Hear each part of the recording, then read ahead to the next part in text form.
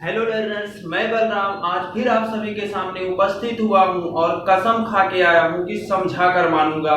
तो आइए, आज की जो हमारी वीडियो होगी वो इंट्रोगेटिव सेंटेंस की है। इसके पहले अगर आपने हमारी वीडियो जिसमें हमने कहा था, जिसमें हमने बताया है, समझाया है कि प्रेजेंट इंडेफिनिट टेंस में अफर्मेटिव सेंटेंस क्या है और निगेटिव सेंटेंस क्या है, कैसे हम पहचानेंगे कि कोई सेंटेंस अफर्मेटिव का है, कोई सेंटेंस निगेटिव का है या प्रेजेंट इंडेफिनिट है या नहीं, तो आप उस वीडियो को वॉच करिए, डिस्क्रिप्शन में मिलेगा। तो आइए वीडियो की शुरुआत करते हैं। इंट्रोगेटिव सेंटेंस एक ऐसा वाक्य जिसमें सवाल दागा गया होगा वो इंट्रोगेटिव सेंटेंस कहलाएगा।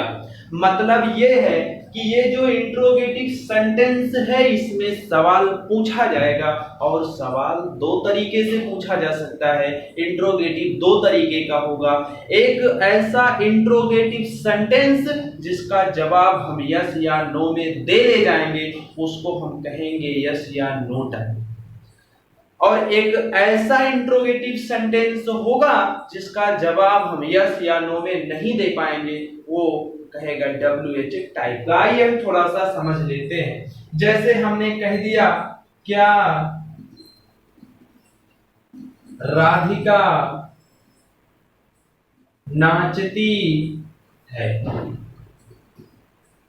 क्या राधिका नाचती है? और दूसरी चीज नोट करते रहना कि यदि सेंटेंस की शुरुआत क्या से होती है, यदि सेंटेंस की शुरुआत क्या से होती है तो ज्यादातर केसेस में हम उसका जवाब यस या नो में दे ले जाते हैं और उन्हीं को कहा जाता है यस या नो टाइप के इंट्रोगेटिव सेंटेंस। हम इसको समझ लेते हैं। कह रखा है कि क्या राधिका नाचती है, सवाल है और पूछ रहा है अगर नाच रही होगी तो हम कहेंगे हाँ और नहीं नाच रही होगी तो हम कहेंगे नहीं। तो यस या नो में इसका जवाब हम दे पाए कि नहीं दे पाए? जब हम इसका जवाब यस या नो में दे पा रहे हैं मतलब यस या नो टाइप का है। अब ऐसे सेंटेंस को सॉल्व करने से पहले, ऐसे सेंटेंसेज को हम ट्रांसलेट करने से पहले कुछ रूल को फॉलो करते हैं। वो रूल कुछ ये है कि अगर दिया गए सेंटेंस की शुरुआत क्या से होती है तो ऐसी स्थिति में क्या की मीनिंग ना लिख करके सब्जेक्ट के अनुसार सबसे पहले हम सहायक क्रिया का प्रयोग करते हैं।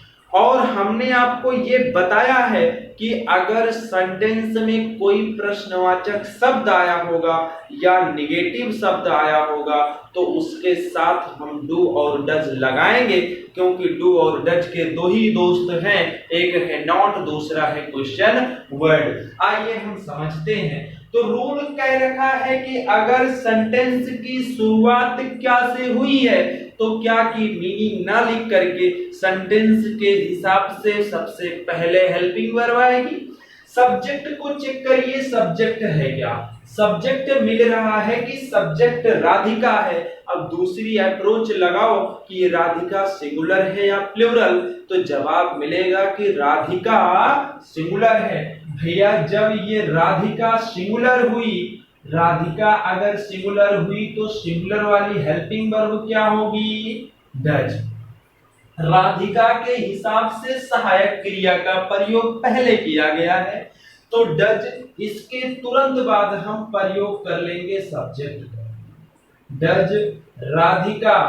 अब देखो काम क्या हो रहा है, फटाफट से चेक करो काम क्या हो रहा है। जवाब मिलेगा नाचने का, और नाचने की अंग्रेजी होती है डांस। Does Radhika dance. ये एक ऐसा सेंटेंस है जिसका जवाब हम यस या नो में दे सकते हैं। आइए दूसरा सेंटेंस समझते हैं। लिख दिया गया, क्या वे नदी में पत्थर फेंकते हैं? क्या वे नदी में पत्थर फेंकते हैं? भैया एक बात बताओ, सेंटेंस की शुरुआत किससे हुई है? क्या से?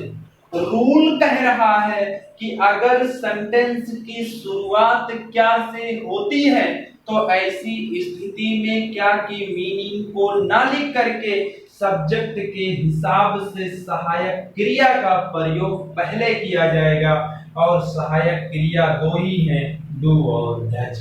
अगर सब्जेक्ट प्लूरल है तो डू का प्रयोग, अगर सब्जेक्ट सिंगुलर है तो डज का प्रयोग। यहां हम चेक कर लेते हैं सब्जेक्ट सिंगुलर है कि नहीं है, सब्जेक्ट प्लूरल है कि नहीं है। तो हमें यहाँ पर मिल रहा होगा वे, और वे की अंग्रेजी होती है दे, जो क्या है भैया? प्लूरल है, जो क्या है? प्लूरल है।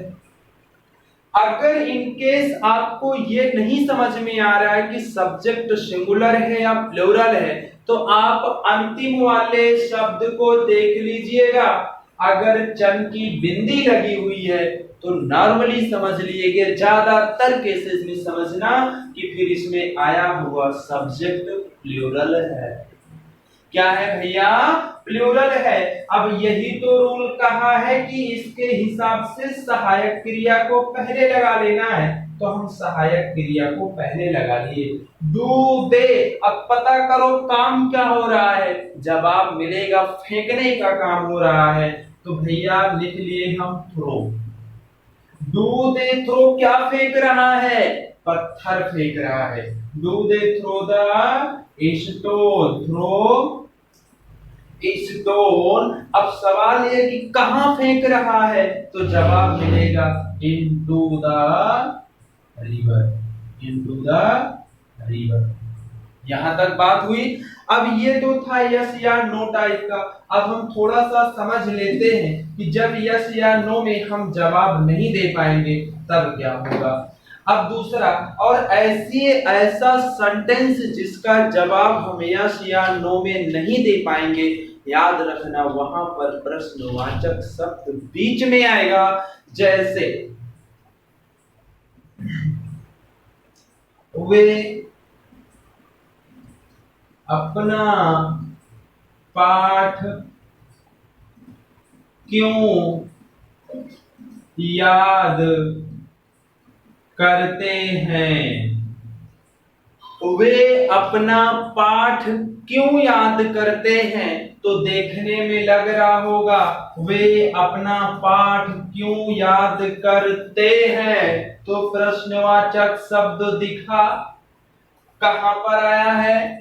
बीच में आया है। प्रश्नवाचक शब्द कहां आया है? बीच में आया है।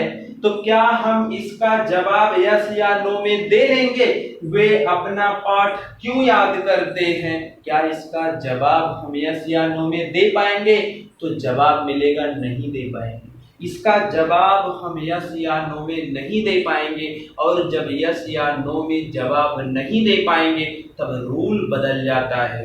रूल ये कहेगा अब कि अगर प्रश्नवाचक शब्द बीच में आया होगा तो इनको खींच करके कहां लाओ भैया? किनारे। और अब की बार इनकी मीनिंग लिखना पड़ेगा। जैसे क्यों की अंग्रेजी क्या होगी? भाई।